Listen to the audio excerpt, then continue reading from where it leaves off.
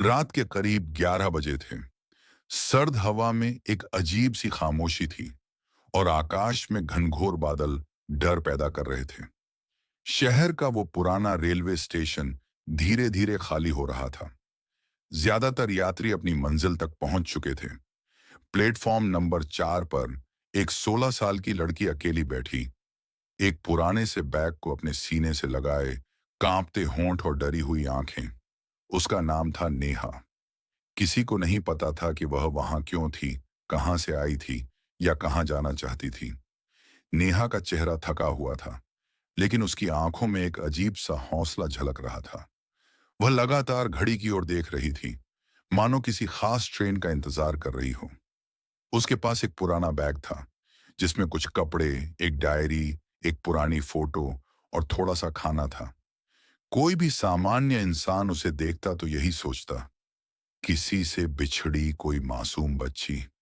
कुछ लोग आए, उसे देखा, कुछ ने पूछने की कोशिश की, लेकिन उसने बस सिर हिलाकर मना कर दिया।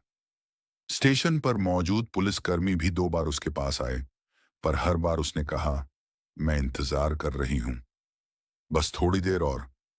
जब स्टेशन थोड़ा और शांत हो गया, नेहा ने अपना बैग खोला और डायरी निकाली। उसने एक पन्ना खोला और लिखना शुरू किया। माँ, पता नहीं आपने मुझे छोड़ने का फैसला क्यों किया, लेकिन आज मैं आपकी तलाश में निकल पड़ी हूँ। मैं जानना चाहती हूँ कि आपने ऐसा क्यों किया। 10 साल से मैं अनाथालय में रही, लेकिन आज आज मैं उस शहर जा रही हूँ जहां आप आखिरी बार देखी गई थी। ये डायरी उसकी सबसे बड़ी दोस्त थी। यही उसकी माँ की आखिरी निशानी थी, जिसमें कुछ अधूरे पते, कुछ नाम और एक रेलवे स्टेशन का जिक्र था। बरेली स्टेशन, आखिरी उम्मीद। नेहा को याद था कि जब वह सिर्फ 6 साल की थी, किसी ने उसे एक अनजान प्लेटफॉर्म पर छोड़ दिया था। उसके बाद वह एक एनजीओ के जरिए अनाथालय पहुंची। वहां अच्छी देखभाल हुई, लेकिन माँ बाप की कमी ने उसकी आत्मा को अंदर से खोखला कर दिया था। वह अक्सर चुपचाप बैठकर सोचा करती, क्या मेरी माँ मुझसे प्यार नहीं करती थी। जब वह 16 की हुई, उसे एक फाइल दी गई, जिसमें उसके अतीत से जुड़े कुछ दस्तावेज थे। वही दस्तावेज उसे बरेली स्टेशन तक ले आए थे।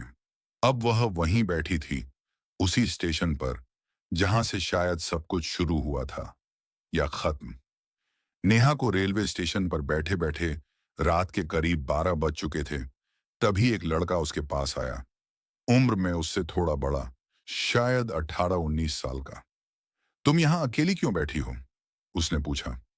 नेहा ने उसकी ओर देखा, कुछ देर तक खामोश रही, फिर बोली, मैं किसी का इंतजार कर रही हूं।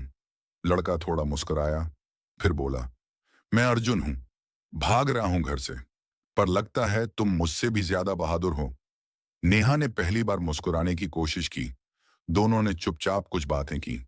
अर्जुन ने उसे चाय पिलाई और फिर चला गया, कहता हुआ, अगर कभी लगे कि किसी की जरूरत है, तो ये नंबर रख लो।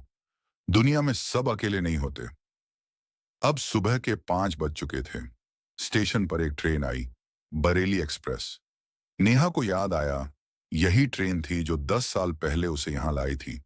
उसी ट्रेन से एक बूढ़ी औरत उतरी, थकी हुई, सफेद साड़ी में। उसकी आंखें लगातार इधर उधर कुछ तलाश रही थीं। नेहा को नहीं पता क्यों, पर वो औरत जानी पहचानी लगी।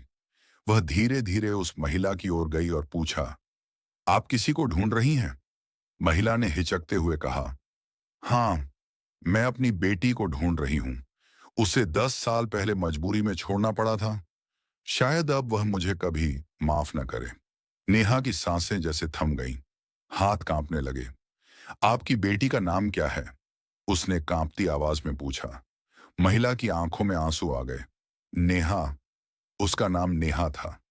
नेहा कुछ पल चुप रही, फिर अपने बैग से डायरी निकाली और महिला को दिखाई। महिला कांपती उंगलियों से डायरी देखने लगी और फिर फूट फूट कर रोने लगी। नेहा, मेरी बच्ची। नेहा खुद भी रो पड़ी।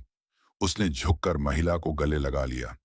भीड़ इकट्ठा हो गई, पर उस समय सिर्फ एक चीज मायने रखती थी, एक माँ और बेटी का पुनर्मिलन। कुछ देर बाद एक बेंच पर बैठे नेहा ने अपनी माँ से पूछा, आपने मुझे क्यों छोड़ा था? उसकी मां ने धीरे धीरे बताया कि उसके पिता की मौत के बाद हालात इतने बिगड़ गए थे कि वह मानसिक रूप से टूट चुकी थी। आर्थिक तंगी और मानसिक बीमारी के चलते उसे लगा कि नेहा को एक सुरक्षित जगह भेजना ही बेहतर होगा। मैं हर साल इसी स्टेशन आती रही, इस उम्मीद में कि तू एक दिन लौटेगी। नेहा ने उसकी आंखों में देखा।